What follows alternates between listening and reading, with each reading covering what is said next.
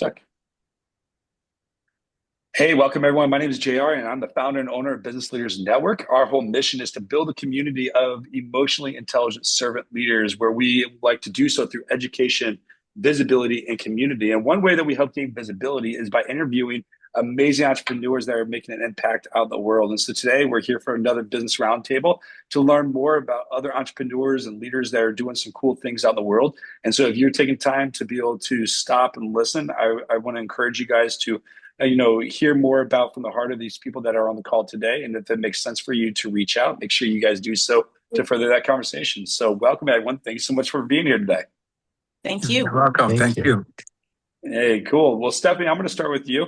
And I was always learn politeness and respect. The ladies go first. So why don't you share more about who you are, what you do, and what inspired you to get started doing what you do? Okay, awesome. Are you able to hear me okay? I can hear you great. Good, awesome.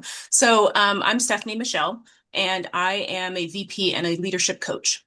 And basically what that means is I help leaders stop second guessing themselves so that they can lead with clarity, confidence, make an impact.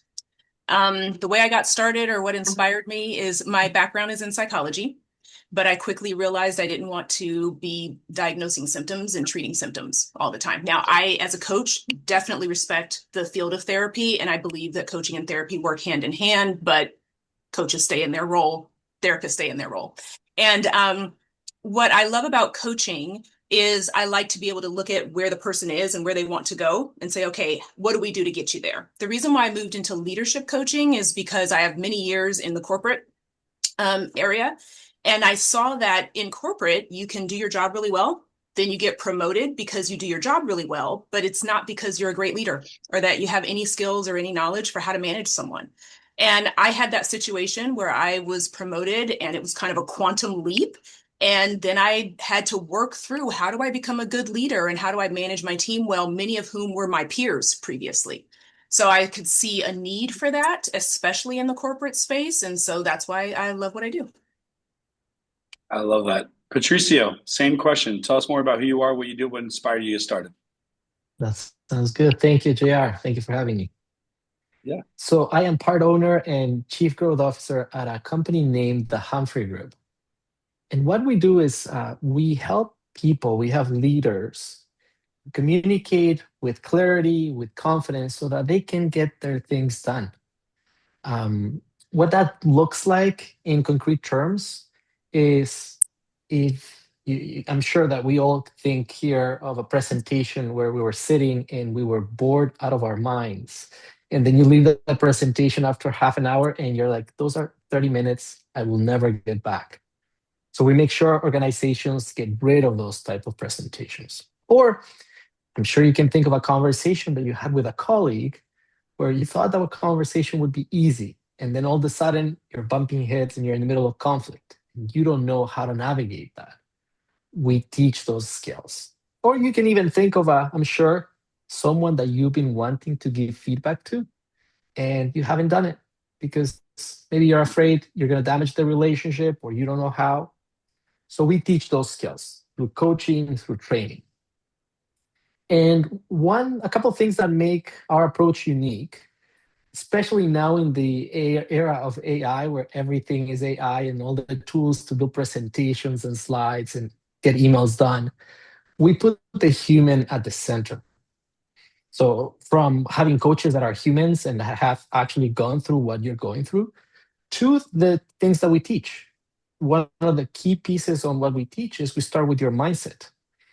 Because we believe that if you use tools without believing you have something to share, without believing that your ideas are value, then those tools are hollow.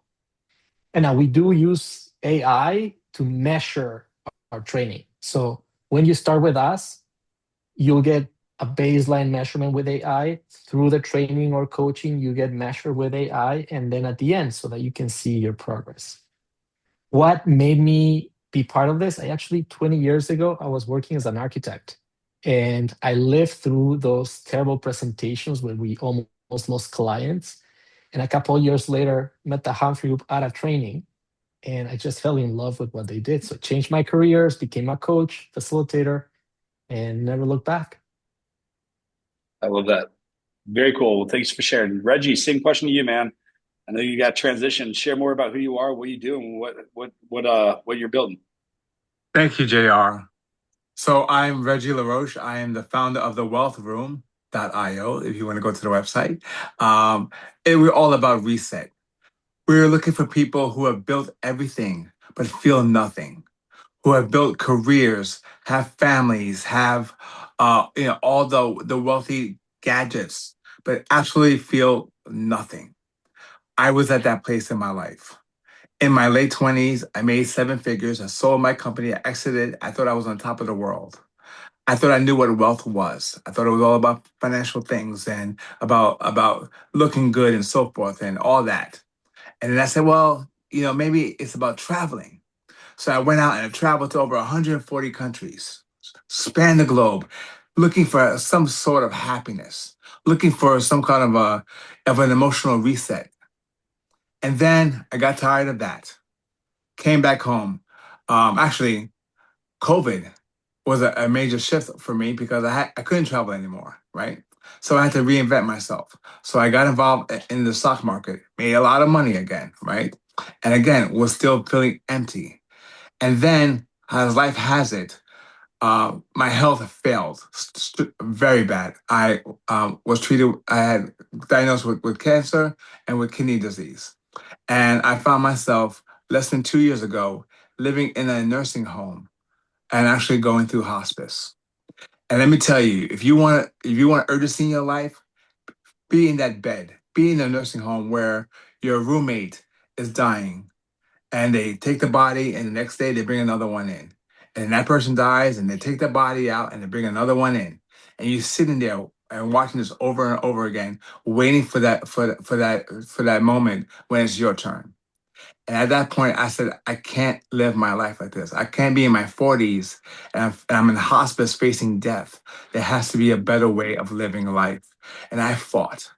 I fought every tooth and nail to get out of that hospice, out of that nursing home, and into a new life. I went through a deep form of transformation, and I realized that wealth wasn't about just finance. It was about health. It was about spirituality. It's about having a different relationship with God because I didn't have one. I made money my God. And that was one of the biggest and most costliest mistakes of my life. And so I created the Wealth Room to help others who have felt like nothing, who have built everything and are disattached from life. And so at the Wealth Room, we teach people to reset, to get back in balance. It's not about travel. We have extraordinary programs where we do it all over the world, but it's about transformation. A powerful story. It never gets old every time I hear it. So thanks, Reggie.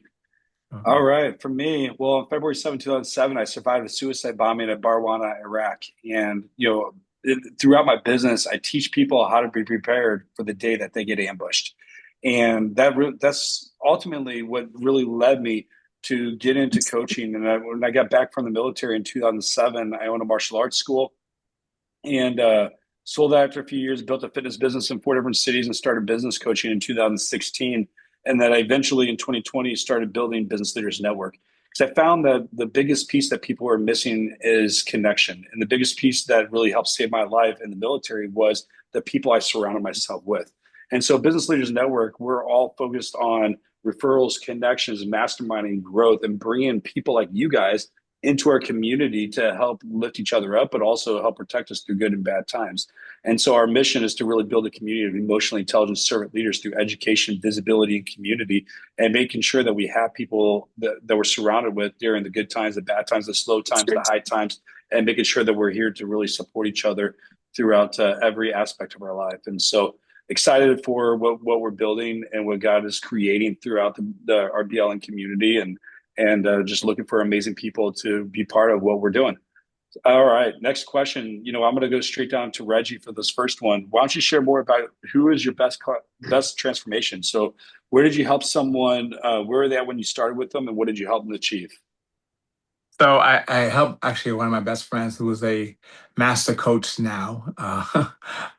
He when I first met him, he was facing a divorce, had four kids, was living out of people's homes, and was absolutely distraught. And when I met him, he was looking for another version of himself, and so at that time he was working a 9 to 5 job, actually working at the airlines, and was just in dire need of something new, a reset in life. And so we spent about a year and a half actually daily coaching each other, because the truth about coaching is that you're also being coached by the person you're coaching, right? And that person went on to become one of the greatest salespeople in the world. Now he's a master coach, and he transforms lives. JR met him over the week in Cabo. He's doing several $1 million a year. But more importantly than that, he has a great relationship with his 4 kids now, who before didn't want to talk to him, and now they're like all into his life. They're fighting for time to spend with their daddy. He's taking vacations around the world with them. He makes time in his busy day for his family and for his wonderful girlfriend that he has right now. And there's a great balance. And there's when I see him, there's like a new light, and that really gives me so much gratitude. I love that. Beautiful story. All right, Patricio, same thing. Tell us one of your best client success stories. Where are they at when they started with you, and then what you helped achieve? Sure, thank you. Yeah, I love this story. It was a client in oil and gas industry, and I had been called by the HR people to say this person needs some coaching.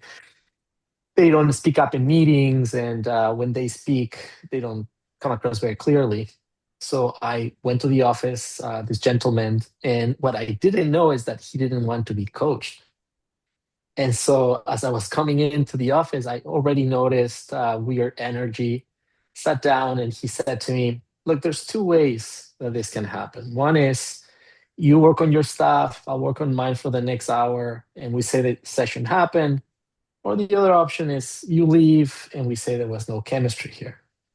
And I was like, okay, how about I propose a third option? He didn't like that. He was kind enough to let me propose. And I said, give me 10 minutes. Let's have a conversation. And if at the end you don't like what you hear, I'll leave, no problem. And so he said yes. And basically, what I asked is, what's important to you right now? What are some of the things that you're working on? And through that conversation, I explain a little bit of the work that I do, helping my clients get their ideas clear and moving their initiatives forward, their projects forward.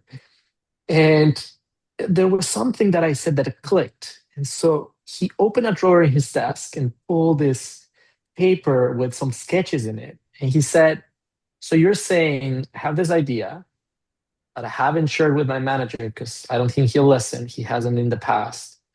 You're saying you can help me move this forward." And I was, yes, that's my jam. So we worked together on it. We created a plan because it was not as simple as one conversation. He needed to get some champions and get some feedback from those champions, prepare for all those conversations. But in the end, he presented that idea, shared that idea in a conversation with his manager. His manager got him some time on the leadership of that part of the business, major projects, and the idea got implemented with some changes, but it got implemented. And my understanding is that it was great for the organization, save resources, efficiency improved. But what was incredible was the change in him. Yeah. He moved from someone that was completely passive in an organization with no voice to someone that felt empowered, that felt like he had something to say. And I always think about how many of those people are in organizations that can bring so much change, that can bring so much value, but they don't because they don't feel like they matter or have a voice. So one of the reasons why I love what I do. I love that. Beautiful story, big transformation. Love that. Stephanie, same question for you. Share one of your best client success stories. Where were they at when you started, and what would you help achieve? Yeah, so this is someone in the corporate arena who is in a mid-level manager role, and another role came about that offered more responsibility. And he was kind of hesitant didn't think that he should apply. So I worked with him through that hesitation. He did end up applying for the role and he got the role. And this is a kind of a coveted position. There's not very many of these in the company. But then once he got the role, then a new challenge arose, which was kind of similar to what Patricio was saying. He didn't feel the confidence to speak up, to share his ideas. So he wasn't really engaged when there were meetings happening. He wasn't putting forth his ideas. He might talk about them afterwards. But the moment, the synergy was kind of gone by then because the meeting was done. And so we worked through that. He set some goals around how he could work within his current team role, because this one was an extension of his role, to then be able to transition and transfer some of that confidence and some of the valuable insights that he has into the bigger role. So we worked on that together. Some of the practical things that we did was to have him work on delegating, to show that he doesn't have to carry everything himself and that he can pour into others on his team, which helps them to shine. And then it helps him as well. It's just as was mentioned, when we coach other people, we actually get coached ourselves. So he was helping, while he was helping to have someone on his team be able to get better, he was actually getting better himself. So what happened is that not only did he start to improve, and I actually was in communication with the person that was leading the team that he was on, and this person also acknowledged some improvement with him. But there's like this ripple effect, which is what's so great when you're a coach. You get to see how they apply this in other areas. So in him learning how to coach himself into this higher role, and he then worked to coach someone else, that person on his team, he was able to promote them later when a position became available. So he got to see the manifestation where I was saying, you know, you're lacking this confidence, but look at who you are. You already have this ability in you. And then when the opportunity came for the client project that he was working on, the client wanted the company to expand in what their offerings were, and they requested that he lead that project and that program because they could see what he had in him and that he was starting to put this forward. So that was a great example, and it gave me pride to see what he did, but then to also see his pride in being able to develop someone on his team as well. Yeah. I love the ripple effect. How you have one person that goes to the next person. You know, that's part of leadership. I mean, that's when you know you're making a big impact. It was really cool. So thank you so much, Stephanie, for sharing that. I want to share a short story about one of our members in our community that happened more recently. And it's not about the financial growth, but it's just showing you the power of connection and community. And with all of you guys, you know about what it means to have a network and having powerful people in your back that will support you. And Reggie, like, I know you didn't share your whole story, but having people like Patrick in your life, man, what he didn't share, Reggie, I hope you don't mind me sharing, when he was going through kidney cancer, and this brought tears to my eyes, the guy that he was talking about was the first person to raise his hand to give him a kidney transplant. Yeah. That is when you know you have a true friend. And it's like, man, you know, they're willing to lay down and give up one of his kidneys for someone who was just a friend and now he's family. And so that's the beauty of connections in your network. And you know why I love Business Leaders Network and what we do. And recently, back in February, one of our members, he lives in St. Louis, Missouri. I'm in Northern Virginia. And so I'm originally from St. Louis though. So he was hosting an in-person event, an experience at his event. And he asked me if I would come speak, and I agreed. And I was like, hey, you know what? You don't need to pay me. I'll just come. And I pay for my own travel to go down there. And he's been in my community for like 5 or 6 years, and just amazing individual. And I've been able to watch him grow. And it's about podcasting for his events. So I went and I was talking about one-day events, how to create experiences, why that's important for your growth. And then I remember there was a moment I was standing in the back, and I was like, all of his speakers were members from the BLN community that traveled all over the country to be in that room. Someone from Arizona, me from Virginia, another speaker that came from Omaha, another person that came from North Carolina. And it was like everyone was there with no agenda but to support and love him. That's it. Like we weren't asking for anything. We weren't selling anything. We were there just to support Fritz and his event and what he was doing. To me, it's almost like you, Reggie, and not on that big of a scale, where when you develop friendships so strong that they're willing to fly across country to do what they got to do to support your mission, what you got to get done. And in your case, Reggie, is your life. It changes things for you, and it really showed me how powerful Business Leaders Network is. And I was like, man, I am so blessed to have people in my corner that will fly across the country just to be in the room with me to support me. And with that, he ended up closing more than $10,000 in new contract sales and from that one event. And there was only about 15, 20 people in the room. And it was just really cool. It was beautiful to see. So that's just one powerful experience. And I have many more stories, but I love that. All right, Patricio, you get to go first on this one. Why don't you share more about who your ideal client that you like to work with and what's the best way for someone to get in touch with you? Sure. Thank you. So as you can imagine, when it comes to communication, if you're a human, you need to communicate. So I would say anyone can really use our coaching or our training.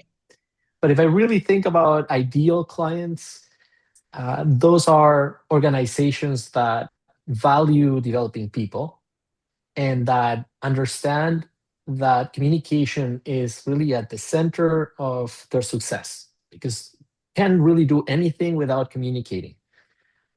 And so what does that look like? I have people usually from learning, from HR calling me, or teams, manager of a team, director of a team. Those are usually the people that I talk to.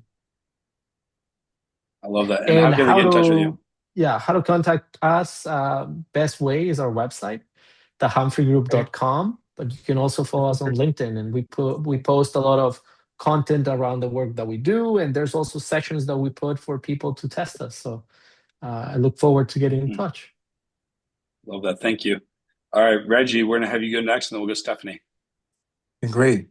So with the Wealth Room .io, we primarily focus on people who have 6 or 7 figures, who have reached a certain level in their life, and they're just stuck, right? Or they're ready to like give up in some shape or form. However, because we believe in this work so much, we usually work with 5 people every year who don't necessarily fit into that particular category, and we have programs that also allow them to reset where they're at in life. Love that. And so the Wealth Room or wealthroom.io is the website. That's correct. That's the best place to reach. Just hit the apply. Yeah. Very cool. And Stephanie, who's your ideal client? Where's the best ways to reach you? So my ideal client is kind of falls into 4 different categories. So it's either the new leader, definitely in a corporate space, aspiring leaders, maybe they haven't been promoted, but they're really looking to go in that direction in their career. Or maybe someone who's already at a management position or supervisor position in there. So I call them the emerging leader who's ready to level up and go into the next level. And then also entrepreneurs who are ready to scale. They've done really well. Maybe they're a small business owner and it's time to grow their team and to bring people on. So new leaders, aspiring, emerging, and the entrepreneur. I love that. Very cool. And the best way to reach me, is I have my website, which is there, stephaniemichele.com. I always say Michelle is spelled with 3 E's. That tends to be confusing, but just replace the I with an E. And I am going through a rebrand. So right now the website, it's live, but it's just a placeholder where people can put in their information to reach me. Good. I'm glad you said Michelle with 3 E's, because I was going to say, do you misspell that? So, but no, I'm glad you said that. Yeah, very cool. That was my mom's little nod to make me a little bit unique. It's funny, like my oldest son, his name is Jameson, but we didn't want to associate him with whiskey. So we spell it how it sounds, Jamison instead of with an E. So yeah, I love that. Little catches. For Business Leaders Network, we look for thought leaders. We look for speakers, coaches, authors, and service-based professionals that exemplify emotional intelligence and servant leadership to join our community. And so they're out there and they understand the power of giving and want to be part of a network in a community that is going to do just that, where they get an opportunity to serve and to grow. Because I'm a firm believer that those that we help give, the more we give, the more we get. And so if we're serving a community, we just know it's just going to come right back at us. So if they're thought leaders, or if they are people that want to make an impact and they understand that understanding of servant leadership, we would love to have them part of our community. And the best way to go to join us is by going to blncommunity.com.